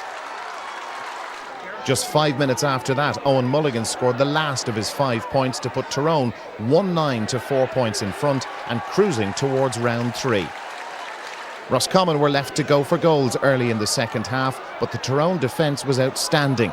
The only time Roscommon did get through, Cathal Craig fired over for a point with 9 minutes to go. Mickey Hart was able to empty the bench in the second half. One of his substitutes, Darren McCurry, made a huge impression on this game. He kicked 4 great points. This one, in the last 5 minutes, was the pick of those scores. So, Tyrone into round 3 of the football qualifiers. They beat Roscommon at Dr. Hyde Park by 116 to 8 points. Yeah, just disappointment, just massive disappointment really. We thought we were in the game up to half time really. That goal kind of gave them a little bit of breathing space, tagged on a couple of more points and it was kind of gone. It was out of our reach then really, you know. You know, it's achieving a level of consistency that's going to get us where we want to go over the next year or two. So it's about everybody buying into that and let's just keep going at it. It's days like this that make the qualifiers so appealing. Antrim, given little chance outside the county, caused a massive upset at Casement Park. After Mark Hare kicked 2 frees for Galway, Conal Kelly got 4 to level up the game after 8 minutes. Galway dominated the possession stakes, but Antrim worked hard for their scores. Aidan Gallagher wasn't deemed fit enough to start, but was introduced after 19 minutes and was soon on target. It took Galway until 2 minutes into stoppage time to land their first point from play. Paul Conroy with a clinical finish, 5-4 to Galway at half-time. But that first half display gave Antrim the belief to push on, and they started the second half on the front foot. James Lockery with an excellent point. And then 2 points from the superb Michael McCann pushed Antrim 2 points clear 8 minutes into the second period. Too many Galway players failed to perform on the day, but they stuck at it. Michael Meehan set up Conor Doherty to level up the game at 8-all. With 10 minutes to go, Galway sent for Porrick Joyce, and with his first touch he had a sighting of goal, but elected to leave Galway a point clear. Tight and tense down the finishing straight, a Joyce free in the dying seconds left it at 10-9 in favour of Galway. but then the Antrim character shone through. Tomás McCann deferred his honeymoon in order to line out for his county. Whatever about Mrs McCann, the whole of Antrim will be delighted he did. And then, with time almost up, Antrim won it. Patience and composure a virtue before Declan O'Hagan backed himself to kick the winning score, sparking great scenes of celebration. A great day for the Saffrons. Galway haven't won a qualifier since 2004. The long wait goes on. It finished at Casement Park. Antrim 11 points, Galway 10 points. The character really pulled us through in the last 10 minutes. You know, we just never said the attitude. We weren't going to get beaten that game today, and you know we've been stressing that all week that we had to take a big scalp, and Galway certainly a big scalp for Antrim. So it is. We had it very tough today. We found it very difficult to play the type of game required of us today, and to be honest, Adrian, we failed the test today. So look, we had it at the very end. We were point up, I think, with injury time there, I think, but we just failed to close it out at the very end. Confidence was high among the home support following Longford's defeat of Derry in round 1 of the qualifiers, and when Francis McGee got on the end of Michael Quinn's pass, he used all his balance to help fire Longford into an early lead. But Limerick soon settled into their stride. Goalkeeper Brian Scanlon got on the score sheet, and in truth Limerick were better for much of the first half. Owen O'Connor's trickery was a constant problem as the visitors moved into a 6-point to 3 advantage. But Longford responded just before the break. McGee, the playmaker, and Niall Mulligan found space. Scanlon doing well initially, but Mulligan was unerring from half a yard. Longford led by 1 at the break. Limerick made a determined start to the second half and got back level 6 minutes after the restart. O'Connor with his second of the afternoon. And a goal chance for corner forward Ian Ryan. Damien Sheridan saving and the ball ricocheting off an unwitting Colin P. Smith. But as the half wore on, the Division 3 winners appeared to be doing enough to close out the win. Sean McCormack settling for a point when a goal was on. Paul Barden going for goal, but do with a white flag. And when the ball broke to an unmarked McGee, Scanlon reacted, and this time there was no unfortunate follow-up. Longford let slip a 3-point lead in the Leinster Championship against Wexford, and history seemed to be repeating itself. Michael Sheehan with a late equaliser, sparking contrasting reactions on the sideline. But there were further twists and a tense finish. Peter Foy's shot blocked before Sean McCormack reacted quickest. Longford won up deep into stoppage time, but there was enough time on the clock for Derry O'Connor to intervene. Declan Riley blocking, but O'Connor's resilience yielded the reward. And the same player kicked Limerick ahead in extra time. His side found the extra gear while Longford started to labour. They wouldn't score again from play for the remainder of the game. Their capitulation was complete in the second period. Declan Riley picked up a second yellow card for an off-the-ball tug, and David Barden likewise, though it's unclear whether his second yellow was for an elbow smash or for throwing the ball at a Limerick opponent. It mattered not, however. Substitute Ian Corbett blasted over before the impressive O'Connor sealed Limerick's win. Limerick subs contributed 1/6 of their 121 total. It left them 6 points winners, a result that meant so much to the travelling fans. Longford flags lie idle until the new year. We were looking for a bit of spark there. It just didn't seem to be there, you know. So it's disappointing when you go out at a stage that you think you're capable of maybe going a little bit further, but you still have to give huge credit to the opposition in terms of their ability to come out with a win. They did very well. It's very difficult to win away game in the qualifiers. I think there's a very high rate of percentage of home teams winning in the qualifiers. So, but we didn't talk about that. We just said we focus on our own performance this week, get ourselves organised. We're playing the team with the best record in the country, Longford. Yeah, lots of talking points out of that. First of all, let's take the Tyrone match. An impressive win, Kieran, and it can't have been easy yesterday for Mickey Hart. Yeah, it's been a difficult week for the Hart family and the McAreevy's family, but you know, they've shown great dignity, bravery and courage over the last few days, and I suppose the football in some ways is probably a distraction to Mickey, but you know, we know management today, so much goes into it, so it was a difficult week for him, but Tyrone were impressive yesterday. It's not easy to go to Hyde Park. Roscommon stayed with them for 30 minutes, and it was kind of a few minutes before half time. Roscommon had missed a few frees. Tyrone kind of pulled away and they kicked on in the second half, and the positives was like Darren McCurry coming off the bench and kicking 4 points in play. Owen Mulligan mark as well in Stephen O'Neill's absence, so a lot of positives from Tyrone. You know, if they get momentum through the back door, nobody will want to meet them. Whether they're All-Ireland contenders or not still remains to be seen. And briefly, Pat, do you think they are All-Ireland contenders? There'll be a difficult nut to crack. A lot depends on the draw the next round. If they drew Kerry down in Fitzgerald Stadium or Kildare in Newbridge, but they're building a bit of momentum. And remember, we know Donegal are the third best team in the country at the moment. Against in the Ulster semi-final, there was only a kick of the ball in it, and they could have equalised. And Antrim and Galway. Now, you said to me you weren't surprised by that. I found that strange. Well, if you look at it generally, you'd say this was a shock, because a team 6th in Division 3 against a team who nearly got promotion to Division 1. But at the same time, a couple of things. Antrim were at home, that's number one. Number two, Antrim's record through the back door is quite good. In 2009, they nearly beat Kerry. In 2010, they nearly beat Kildare. Last year, they had 2 wins through the back door. Now, they have the worst record of all the Ulster teams in the qualifiers. They've only won 3 out of their 13 matches. But this is a Galway team that are coming off the back of a very bad performance against Sligo. That second half was an absolute meltdown. But we had them as world beaters after we had, because it's very easy to be world beaters if you're up against opposition who lay down, who threw in the towel at a very early stage, which Roscommon did. It was very easy to look world beaters. The bottom line is, Antrim, after being beaten by Monaghan, had a tough game away in Ruislip, beat London. Galway had no other game since that breakdown. I think Antrim would have been delighted to get Galway in the draw, because Galway are mentally frail going through the qualifiers. Antrim are the sort of team, they will defend, they'll make it difficult. They would have set out their stall to bring them down to their level. Similar to the way Sligo done with Mayo. Galway hadn't beaten a team outside of Connacht since 2004. 2004, and they grinded them down, and they dug out a 1-point victory. Okay, you make a good case for it. Thank you, Dave. What about Limerick going and winning at Longford? That was a great win. That was a great win. Longford are not easy to beat in Pearse Park, and Longford, as much as they've only lost 2 games all year, the last 4 years they've only won 1 qualifying game. They can't get over that second hurdle. Limerick deserve credit for going up there. They kicked on with extra fitness in extra time. The likes of Owen O'Connor pitched in with points. So a big victory for Limerick, and they're in the quarterfinals. And a good performance, remember, without John Gallivan, their main player, without Ger Collins, their captain, without Tom Lee, without Stephen Levin. So great performance, particularly after their disappointing performance in the semi-final against Clare. Well done. Okay, well done. All right, stay tuned, because we've action for 5 more games in the qualifiers coming up after the break, which includes the conclusion of the big summer blockbuster.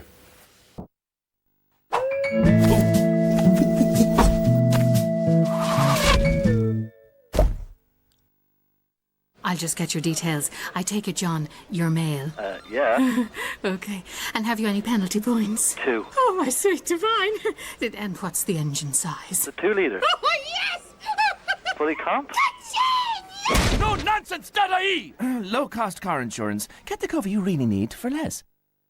Is bark natural or unnatural? Natural! OMG! Have to get a closer look. For homework, can you bring in one unexpected natural thing? You'd expect all ham to be the same, wouldn't you? You might want to take a closer look, because Denny Deli-style ham is the only ham you can buy with 100% natural ingredients. You won't find another one like it. And you placed your things on the natural table. Denny Deli-style is the only ham made with 100% natural ingredients. Now that's reassuring.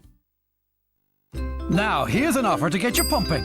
Save 10 cents on every litre of petrol and diesel when you spend €100 or more in any Tesco store. And save 5 cents when you spend €50 or more. 10 cents off every litre when you spend €100. That'll help with your economy drive. Tesco. Every little helps.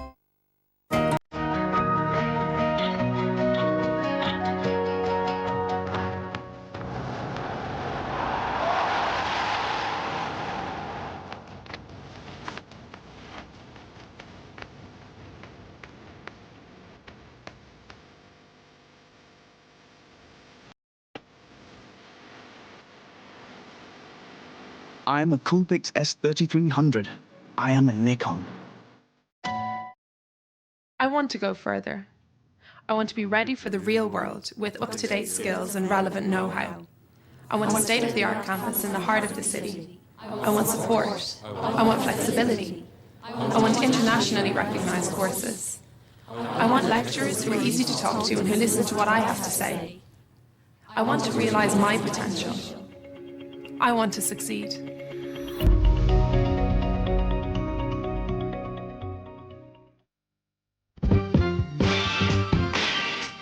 Win €100 every 30 minutes with Lucasade Energy.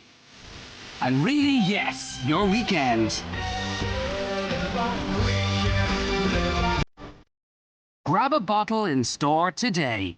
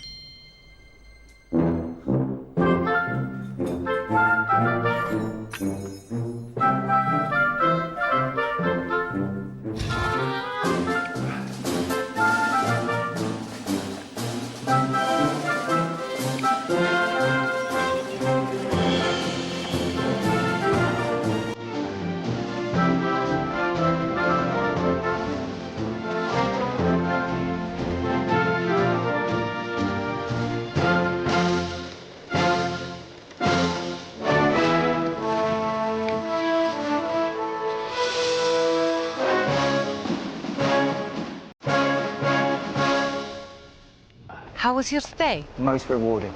That calls for a Carlsberg. I've always dreamed of competing in the Olympics. I think I just loved it so much that I kind of just put more and more into it. All I did was just ride horses. I was about 3 years old. My mum used to put her hunter for hours on end every day. It just asked my father if I go and join the boxing club, and I never turned back from there. Just to be a part of that special group of people was an unreal feeling, especially representing your country. The London 2012 Olympic Games on RTE2 and RTE2 HD. Coverage begins 27th of July.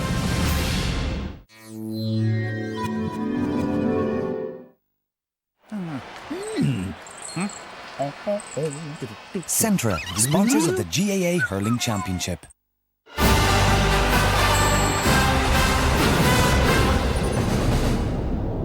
You're welcome back to the Sunday game. Lots more action coming up, but first, it's competition time. We've teamed up with Ulster Bank, official sponsor of the GAA All-Ireland Senior Football Championship, to give you the chance to attend this year's All-Ireland Football Final in September. This great prize for two includes match tickets, a 4-star overnight stay in Dublin on the night of the final, and €1,000 spending money. For your chance to win the lot, answer this. With which county did Kieran McGeeney win an All-Ireland Senior Football Championship? Was it Dublin, Armagh or Mayo? To enter, call 1515 71 71 74 or text the word football followed by your answer and name to 57111. Viewers in the north can also text 57111 or call the number on screen. You must be over 18 to enter. More details on RTE Airtel page 194. Lines will close at midday on Wednesday, July 18th, and the lucky winner will be announced on Championship Matters on RTE2 on Thursday, July 19th. So tune in for that. And lots more sport to look forward to on RTE television this week. Tomorrow night, M&S has the best of the weekend's action from the Airtricity League. That's at 7 o'clock. Then on Thursday night, you can join Marty and his guests on Championship Matters at 8:30. And then Shamrock Rovers boss Stephen Kenny will look to the visit of Bray to get their season back on track. That match is live on Friday night. All right, then back to the football qualifiers. We head to Mullingar now, where Kerry were expected to ease past Westmeath. Let's see how it turned out.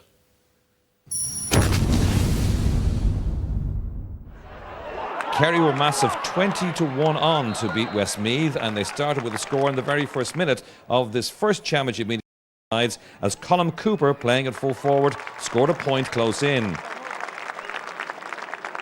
But Westmeath, playing against a strong breeze, shocked their more illustrious opponents with 4 unanswered points. Kieran Martin, Gerard Egan, Dennis Curran and Ronan Foley put Westmeath 4 points to 1 in front. Kerry, though, equalised on 12 minutes when Owen Brosnan was brought down in the large square. Although Kieran Donaghy put the ball to the net, referee Martin Higgins gave a penalty, which Brian Sheehan dispatched, sending Westmeath goalkeeper Darren Quinn the wrong way. But Westmeath kept coming at Kerry. Trojan work at defence and some fine points like this one from midfielder John Heslin put Westmeath back in front. 5 minutes before half-time, a free from Kieran Martin extended that lead to 3 points as the home side kept plugging away at the Kerry defence. Colm Cooper, playing in that unaccustomed full-forward role, at least reduced the margin with a late point to leave it 8 points to 1-3 at half-time for Westmeath. Alarmingly for Kerry, Westmeath, now with the wind at their backs, pulled out to a 6-point lead, a Dennis Glennon point and then a penalty award after Michael Ennis had been upended. Full forward, David Glennon dispatched the penalty and Westmeath were in dreamland. However, the introduction of Darren O'Sullivan had the desired effect, and just 3 minutes later the substitute got Kerry's second goal after being set up by the Gooch Cooper, and suddenly Kerry were right back in the game. Points from James Donoghue, Paul Galvin, Brian Sheehan and this Cooper free meant the sides were level by the 56th minute. 19-year-old John Heslin, who had a fine game at midfield for Westmeath, then levelled up the game again with his free in the 64th minute. But Sheehan and Paul Galvin scored points and the experienced Kerry side had hauled themselves back from the brink, and entering injury time, Kerry led by 2. The final score was another Heston free, and 2 minutes into injury time there was just one between the sides. But it was time for no more as the referee blew the final whistle. Relief for Kerry, agony for Westmeath as Kerry advanced, but by the smallest margin. Kerry 2-10, Westmeath 1-12. Westmeath really put it up to us in 10 minutes into the second half. You'd have thought we were out of the championship because we were 6 if not 7 down and faced a Gaelic win. So I suppose all fellas deserve a bit of credit for coming back and showing a bit of composure, but the first half was the disappointing aspect for us because we had a lot of the ball and we just didn't get enough scores. All week we felt that we could win this game, and I don't think too many outside the dressing room felt that, but I think the way our players played today, you could see that they had something between the teeth and they were willing to go forward and have a cut at the game. And I think for long periods we outplayed Kerry. We lost a little bit in experience and maybe 1 or 2 decisions, but it's a credit to them the way they performed today. Blue and white were the colours of the day at O'Moore Park for a repeat of the 1986 National League final. Raiding wing-back Conor Boyle helped Laois to a 2-0 score lead 4 minutes in. But the home side's discipline became a concern as Monaghan registered 5 points without reply, 3 of them from frees, with Tommy Freeman also chipping in from play, and by the 20th minute the Farney County had built up a 5-2 lead. Quick ball to the forwards was working wonders for the O'Moore men, who, having levelled at 5 points each, broke through for the first goal of the match, a bullet from Stradbully's Colm Kelly which came flying back out. The umpire on the left had the best view of anyone at the game, and he was adamant that it was a goal. It pushed Laois 1-5 to 5 points ahead. Laois continued to move the ball well, and in the run-up to half-time, Brendan Quigley from Timahoe scored this sweetly struck goal, and at the break, Laois held a 5-point advantage, 2-7 to 8 points. Monaghan needed to hit the ground running in the second half, and the early signs were promising as Paul Finlay and midfielder Dick Clerkin reduced Laois's lead to 3. While the Ulster side had enough possession to get closer, their accuracy in front of goal stifled their comeback hopes, and they were lucky not to concede a third goal. Goalkeeper Mark Keogh and Colin Walsh combining to keep Colm Kelly's effort out. Laois went on to go 7 points up, leaving Monaghan chasing goals in the closing stages. Darren Hughes, after a surging run, tried his best, but Owen Culleton produced an outstanding one-handed save. Monaghan still battled on for that goal, but to no avail, and for the second year in a row, their championship campaign comes to an end in the Midlands. As it finished in O'Moore Park, Laois 2-12, Monaghan 12 points. The inspiration for the performance came from a great Laois man who's had unbelievable impact on a lot of players' footballing careers. John Mulligan, who's come through a very tough illness at the moment, came along the sidelines today and was there with the players for the national anthem. Such a lift that was for the guys, and the players gave that performance for John Mulligan, hoping that he'll make a full recovery. It's a bit hard to take the defeats, but that's not the reason I'm going. You'd never stop or give up on anything. It's just, I feel it is a job now for somebody to come in and step in and take it for another 3 years, because I think that's what it's going to take. All right, then we'll chat about the Laois-Monaghan match in a moment. But first, we almost had a sensational result in Mullingar. Pat, were you surprised? I was very surprised.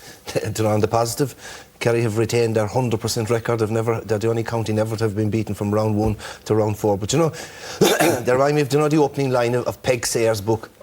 I'm an old woman now with 1 foot on the bank and 1 foot in the grave, and that's the way the Kerry team appear now. There is 1 foot in the grave. Now, I used that analogy in 2009 and they came through the back door and won in All-Ireland. You would have used a similar analogy in 2006, but there's a big difference between 2006, 2009 and Kerry of 2012. What is it? In 2006, Kerry reinvented themselves coming through the back door and they introduced Kieran Donaghy as the target man full forward, and it was a different Kerry team. In 2009, Jack managed to coax Mike McCarthy out of retirement. He manned the troublesome centre-half back, and that was the key. there's no reinvention here. There's no new pieces to the jigsaw. And worse still, this is a bunch of players that have a lot of water's gone under the bridge since 2009. There's a lot of mileage in their legs. There's a little bit of it's a bit like rearranging the deck chairs of the Titanic, and Kerry haven't found the spark and the formula. Look, when a Kerry team scores 5 points from play against Tipperary, 5 points from play against Cork, and goes an entire first half today before scoring their first point from play in 33 minutes against Westmeath, it's not going well, Des. All right. Good performance from Westmeath, great performance. Now, a lot of their supporters have been on to us. They were very annoyed at a free given against Westmeath that led to the second goal. I think Westmeath do deserve great credit for the performance today, but they're 6 points up at this stage. Westmeath defenders coming out with the ball. The referee blows a whistle. You know, it's questionable what the free was for. He was on probably about his 5th step when the referee blew the whistle. Colin Cooper gains about 5 yards into Darren O'Sullivan.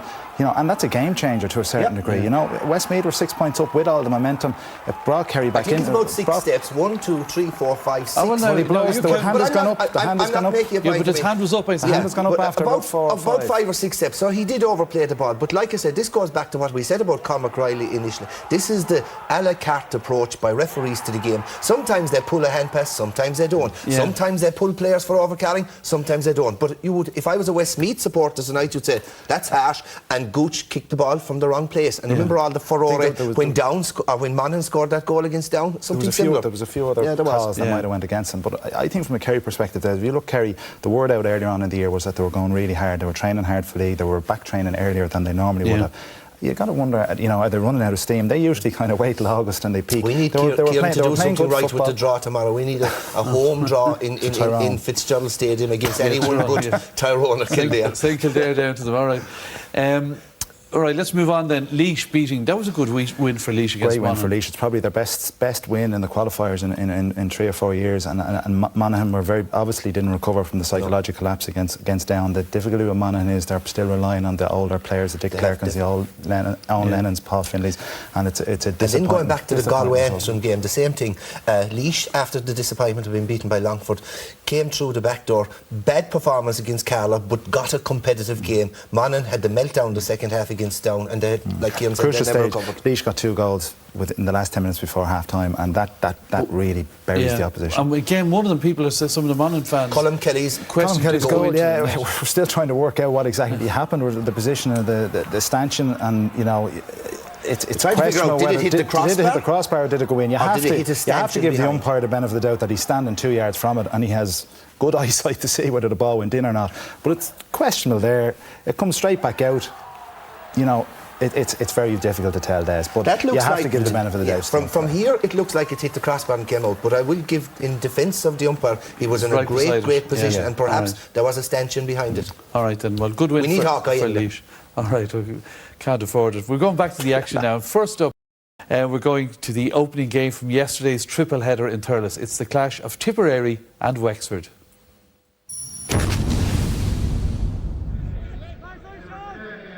The first championship meeting between the sides since 1919, although they had a more recent league meeting back in March, a game which Wexford won handily. But Tipperary started the better and had a great chance of a goal in the opening minute as Philip Austin brought out a great save by Anthony Masterson in the Wexford goal. However, Tipperary didn't have long to wait for their opening score, which came just a minute later as Austin put over a point from play to open Tipperary's account. Wexford, though, settled and almost got an opening goal of their own, but they were denied by a great double save by the Tipperary goalkeeper Paul Fitzgerald, blocking the first effort, then flinging himself and putting his body on the line to save Redmond Barry's follow-up. Barry, however, scored from the resultant 45, and the game was level at 2 points apiece.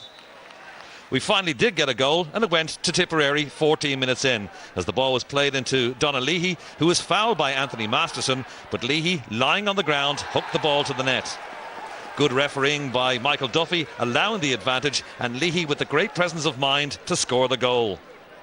Trailing by 7 points, Wexford rallied, and 4 unanswered scores by Redmond Barry, 2 from PJ Banville, and a late Shane Roach point meant the sides went to the break. Tipperary won 6, Wexford 6 points.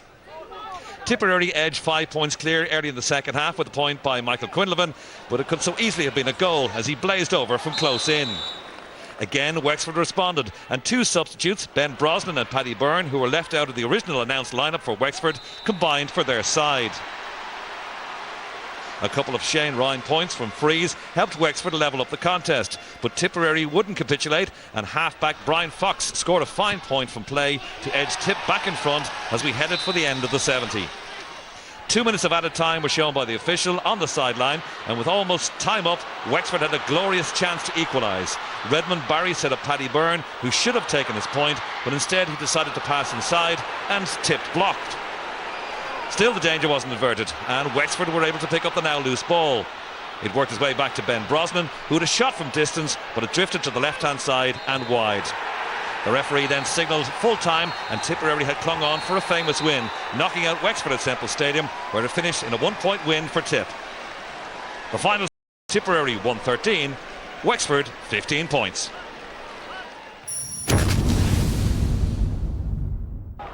Leitrim had never won a qualifier since the back door was introduced in 2001, although they twice took the opposition to extra time. Ray Cox opened in the second minute, and Joey Kelly had the sides level after 5.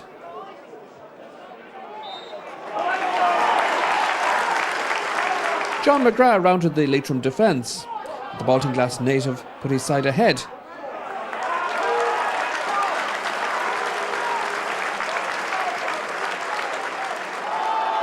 John McGrath had goal on his mind when he came face to face with Cathal McCrann, but the Leitrim goalkeeper had other ideas when he pulled off a fine save. Almost immediately, James Glancy had raised the flag at the other end, and after a quick word with the umpire, Derry referee Barry Cassidy agreed. Emlyn Mulligan's free gave Leitrim a 7-6 lead at the interval.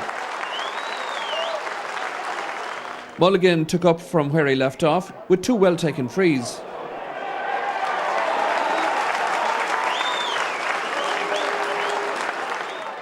Wicklow waited 18 minutes for their opening score from Nicky Myrna.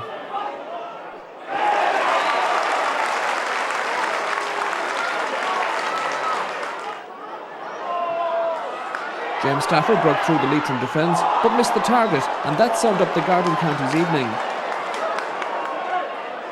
A minute into time added, James Glancy sealed it, with Wicklow left to count the cost of 16 wides.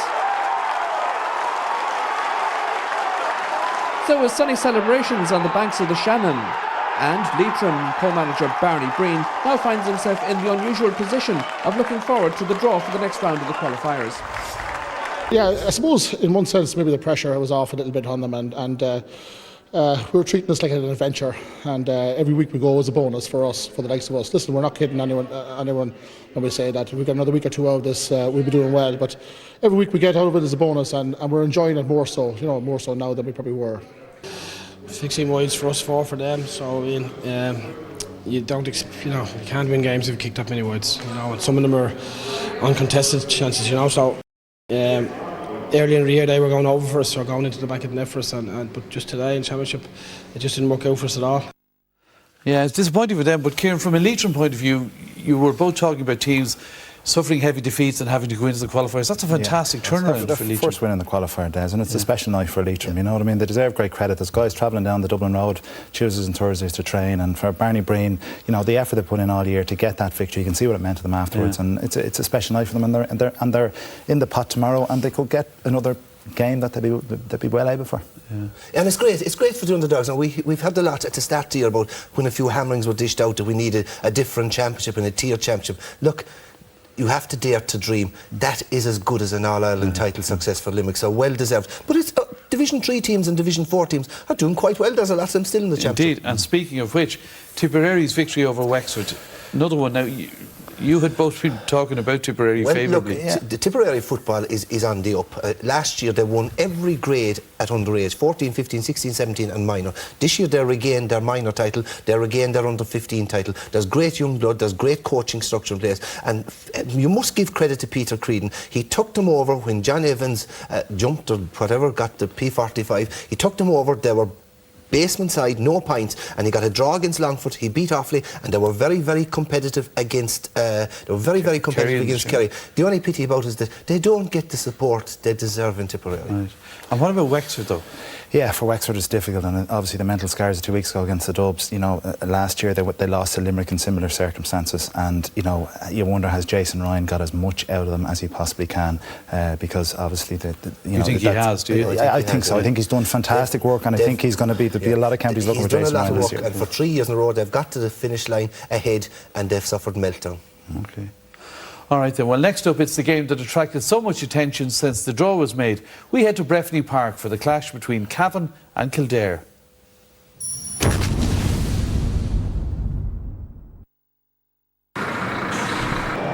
Around kitchen tables and at pub counters, the Shawnee Johnston transfer to Kildare has been discussed the length and breadth of the country.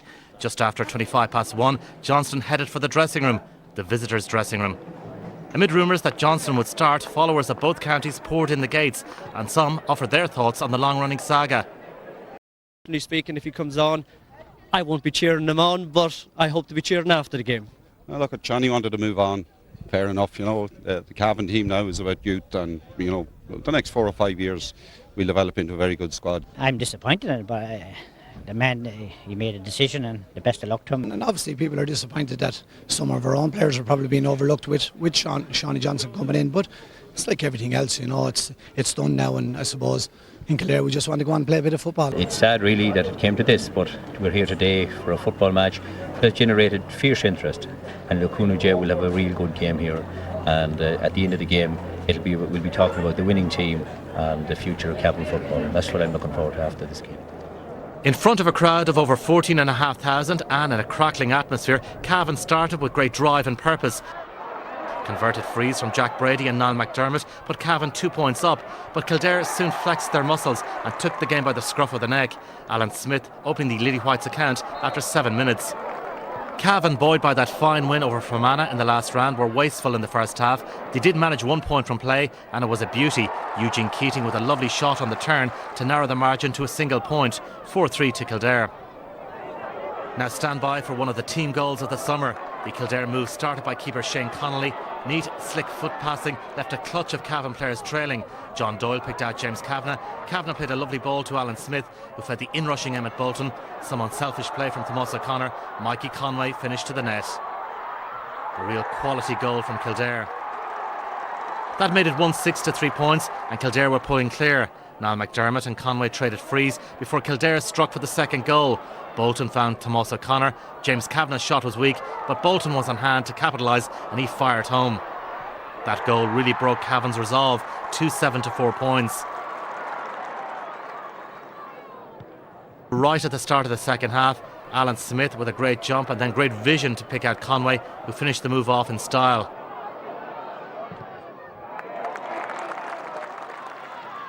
All the while, Johnston limbered up, waiting for the call. Eugene Keating is a target man of real substance, a player more than capable of winning his own ball, a brilliant catch outfielding Peter Kelly, and coolness to slip the ball past Connolly. But like they could up it a gear if they needed to. Bolton centrally involved again before laying it off for Johnny Doyle, who kicked an excellent point. And then with 10 minutes to go, it happened. Number 21, Shawnee Johnston, brought on for Kildare as part of a double change. A great reception from the Kildare fans, mixed with some boos from some of the Cavan followers. Kildare put the seal on a comfortable win with 4 minutes to go. Dermot Early sent Podge Fogarty away. He passed to James Kavanagh. His drive cleared by Joshua Hayes, only as far as Alan Smith, who rifled the ball to the net. 1-5 for the day for the Sarsfield's man. And then in stoppage time, Shawnee got his chance. Kildare coasting to victory, but given all that's gone on, a pressure kick in the circumstances. But Johnston coolly converted. The last act on a day of drama at Breffni Park. It finished Kildare 3-20, Cavan 1-9. You know, I said previously we just kick too many wide and too many short, and that's a belief, confidence factor, and we have to work on that. At least we know that at least we have the ball and we have possession and we can work on those mistakes. It's been a long, drawn-out saga. He finally made his bow. How difficult do you feel it was for him today? Yeah, I suppose it's the ubiquitous Shawnee at the minute. Like, it was difficult there, but it's very hard. Like, for a manager, like, you know, people were sort of saying he should have played against Meath, but he wasn't like available, you know, during the week, so I couldn't pick him. But this week he's been moving well. Like, he got hurt last week, but he came back and he pushed hard to get on the 26 this week. But you know, like, everybody's having their say, and it's difficult. Like, there's not much point in saying it isn't, like, because everybody's always right when they have the last say. You know, a lot of people forget, like, history, like, that there's players who've come into all counties, including Cavan, you know, from other counties and stuff like that there, like, and they've been afforded the opportunity to play, and Shawnee's no different. Well, it's kind of put to bed now, isn't it, Pat? It is, and it was the inevitable result, because you have Kildare, a team who are 5 years ahead in terms of strength and conditioning and fitness, against a team of youngsters really who are starting rebuilding. So it was a heavyweight contest against a featherweight contest, and when Kildare get a run on you and get momentum and get support play and get the runners in, they'd pulverise you. But it was an impressive performance, and McGeaney will be happy that he's got Shawny Johnson given his game, and the bandwagon hopefully will be rested for a while. Yeah, I think everybody's fed up with it at this stage. It finally brings closure to it. You know, with the Conor Mortimer thing during the week, we want to push on now and look forward to the events on the pitch. It'll be interesting to see now. He is a Kildare player. The Cavan people have accepted it gracefully. Yeah, I thought they did. Let's move on and see, actually, can he make an impact with them. Pat's point, in for Kildare, I mean, after the Meads. Well, I think Kildare had to get back to basics today, you know what I mean? And they've shown the last qualifiers over the last 3 or 4, they've got to all the quarterfinals. They can turn it on, they can spread their scores. Their big test will come in trying to beat a top 3 or 4 team, which they haven't done. But you would anticipate that they will be in the last 8, you know, again going forward. They will. The question mark, like, is when they come up against a very organised defensive structure like the Dubs, like Donegal, have they the tactical acumen, but more importantly, have they the forward flair and variety in their play to get through that defence? And that question hasn't been answered yet. Well, given if there is a need for forward flair, then is Shawnee a starter in your book the next day? He potentially is. As Kieran McGeaney said, it depends how he's going in training, really. If he's shown the form, I think that they may start him. You know, he does have potential. He is a good option player. for them, isn't he? He is a good option. Yeah. You know, like Alan Smith performed, got 1-5 today, and he was one of the guys that stood up against Meath when they needed leaders in the forward line. Mikey Conway chipped him at 1-2 today. So they've good forwards, but as Pat says, it's when they come up against good defences, will they deliver? Are they still a semi-final team for you? They are, They're a formidable team. Are they a final team for you? Not on what the evidence we've seen so far, no. But there isn't a whole pile of teams showing fabulous credentials at this stage, so we'll hold out for a while for the draw tomorrow at least. Anyway. All right. Well, remember that draw tomorrow morning on Morning Ireland. The hurling draw 7:35 and the football draw at 8:35. Well, that's about it from us. Thanks for joining us. From myself, Kieran and Pat and all the team in the Sunday Game, have a good week. We'll see you next Sunday. Bye-bye.